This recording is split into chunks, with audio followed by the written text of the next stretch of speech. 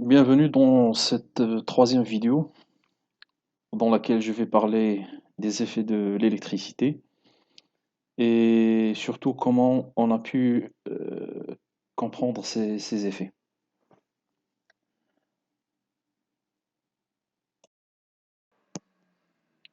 Alors je vais revenir à cette expérience que j'estime qu'il est essentielle et la base de l'électrostatique, qui consiste à prendre deux matériaux du même type, les frotter et constater qu'il y a des forces de répulsion.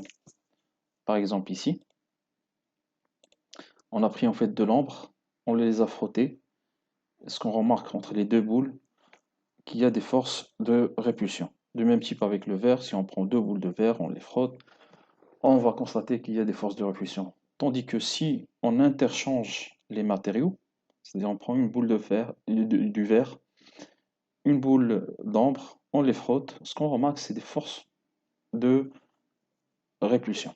Ça, c'est une expérience qui est très essentielle en électricité. On refait une autre expérience, mais cette fois-ci, elle est légèrement différente de la précédente.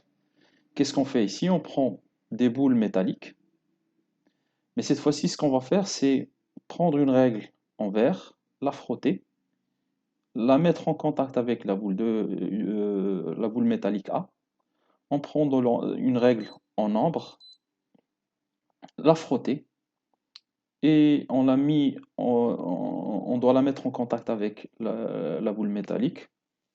Et ce qu'on constate après cette opération-là, que les boules A et B s'attirent.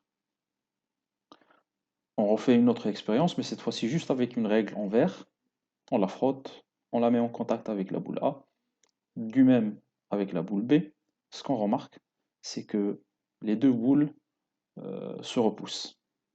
Alors la conclusion, c'est que avec les deux types de matériaux, on a pu introduire des charges qui sont opposées de signe.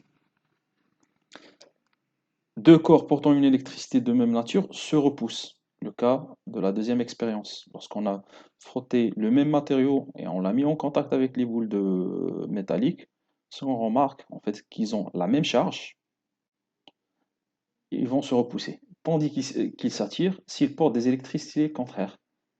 Comme ici, le verre et l'ambre. L'ambre, il a une électricité qui est différente du verre. C'est pas les mêmes charges, c'est pas les mêmes porteurs de charge qui existent en fait dans le verre et dans l'ambre. Donc, qu'est-ce qu'on remarque? Une attraction. On remarque aussi que l'électricité est capable d'agir à distance, le cas ici, sans contact, et même elle se déplace d'un corps à un autre. C'est-à-dire lorsqu'on a fait le contact entre le verre et la boule métallique, l'électricité a passé du verre vers la boule métallique. De même en fait pour l'ambre. Alors, pour conclure, on peut dire que ces effets d'électricité se traduisent par l'existence des charges qui apparaissent sur le verre lorsqu'on le frotte, et on va attribuer à ces charges-là, arbitrairement ou conventionnellement, qui sont des charges positives. Tandis que pour l'ambre, lorsqu'on le frotte, il va supporter en fait des charges négatives. Et ceci explique pourquoi on a en fait des forces d'attraction lorsqu'on rapproche les deux matériaux frottés. Alors, après cette description euh, sommaire des expériences précédentes, il est très légitime en fait de se poser la question sur la nature de la charge. On a parlé des charges positives, des charges négatives, mais la question réelle, ce sera de se poser la question, quelle est cette nature physique de la charge électrique? C'est quoi au juste? Alors cette question a été posée et il y en a deux qui ont travaillé sur cette question. Ils ont fait deux expériences que je vais décrire dans les prochaines diapositives. Je vais commencer par celle, on va dire, la moins connue, l'expérience la moins connue, qui est l'expérience de Eugen Goldstein, un physicien allemand. Euh, cette expérience était à son époque moins concluante comparée à celle de Thomson que je vais décrire par la suite, et qui va confirmer les résultats de celle-ci, c'est-à-dire les résultats de Huygens. Alors, qu'est-ce qu'il a fait Huygens? Huygens a expérimenté un tube de décharge, à décharge, que vous trouvez normalement dans les anciens télés, que peut-être votre génération ne connaît pas. Et donc, ça, c'est le tube, qu'ils appellent en fait le tube cathodique. Il prend un tube cathodique, il y a assez de vide ici, et il l'a équipé d'une cathode perforée. Ça, c'est la cathode, ça, c'est l'anode. Alors, cette cathode-là, il va la couvrir d'une couche de zinc, de sulfure de zinc. C'est un matériau qui permet en fait de voir l'impact des protons, c'est-à-dire ça donne il est souvent utilisé comme un luminophore.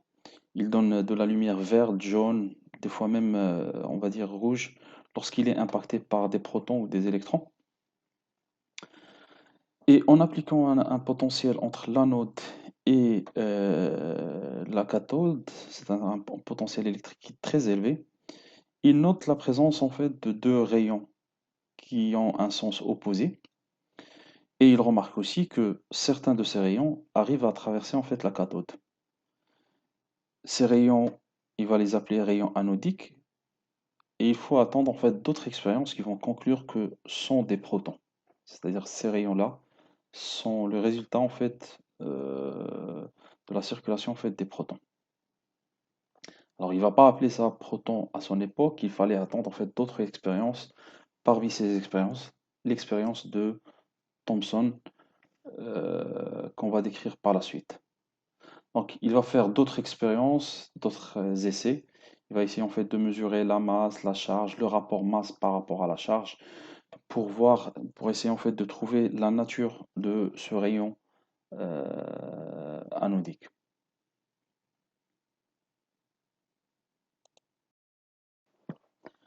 Alors, la nature de la charge électrique se précisera en 1897, et ceci après les expériences de Thomson et son équipe. Thomson, c'est un physicien britannique qu'on lui doit en fait la découverte de l'électron.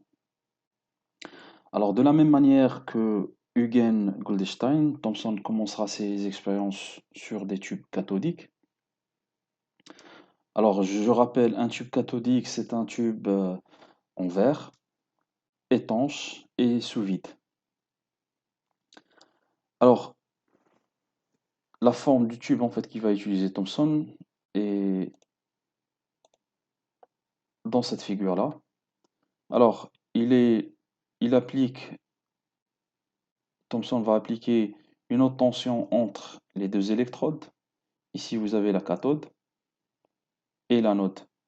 Alors, la cathode, c'est l'électrode chargée négativement, là où on a un excès de charge négative, c'est-à-dire un excès d'électrons.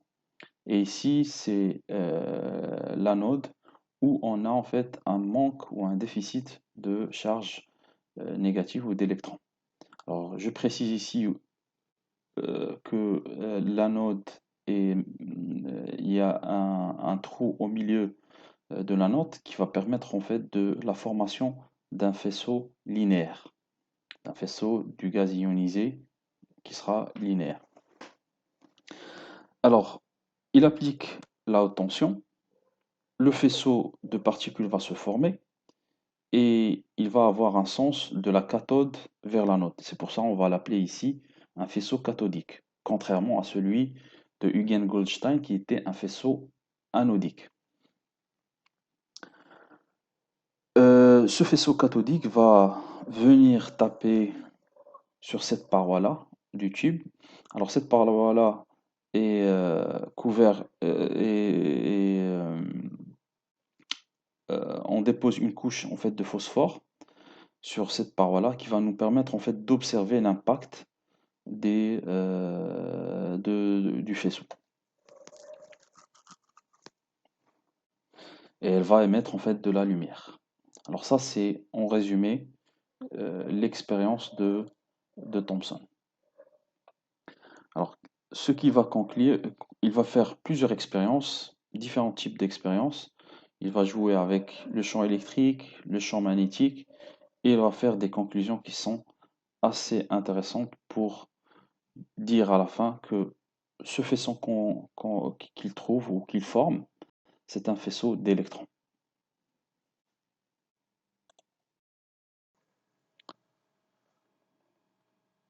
Alors, après que Thomson a réalisé plusieurs tests sur son expérience précédemment décrite, c'est-à-dire le tube cathodique,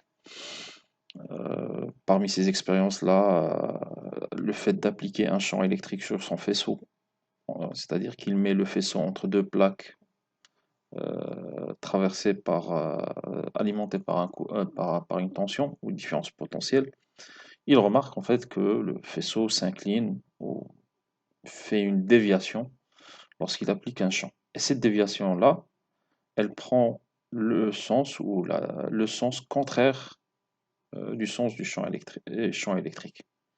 Il fait une autre expérience avec le champ magnétique et il remarque aussi en fait que la déviation est liée à l'orientation en fait du champ magnétique. Et il fait d'autres expériences et les conclusions qu'il va